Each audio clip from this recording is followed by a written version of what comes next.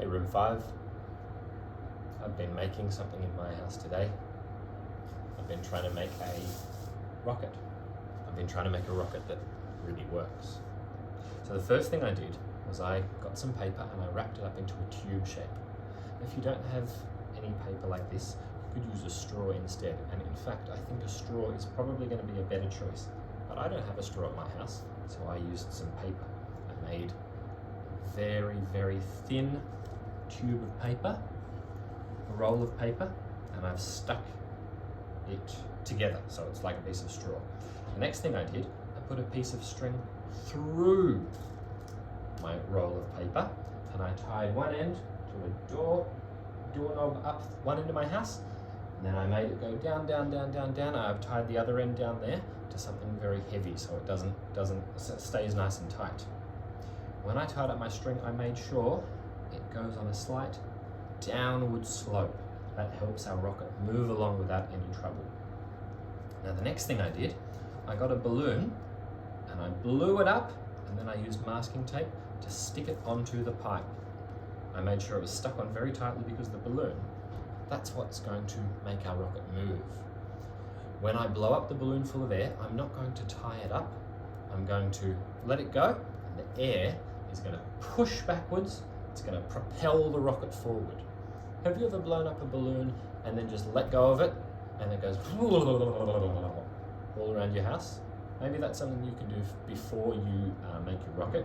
You can see if you can blow up a balloon and then just let it go, and you can watch it travel around your house. That's the air escaping from the balloon, and it's going in one direction, so it propels the balloon forward.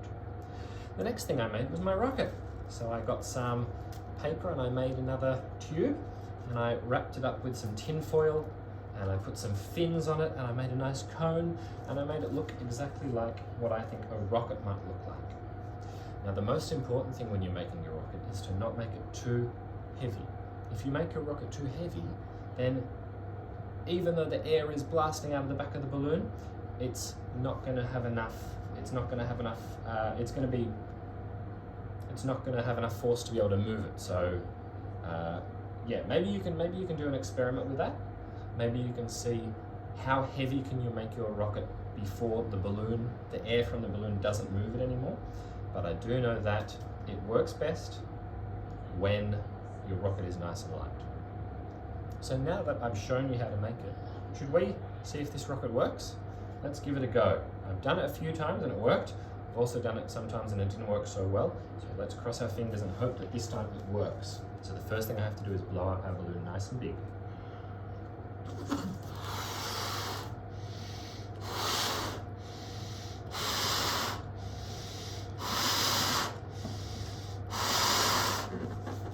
There we go. So our balloon is nicely blown up. All right, now I'm going to walk back to the launching pad. Can you count down with me? We're going to count down from 10, just like a real rocket.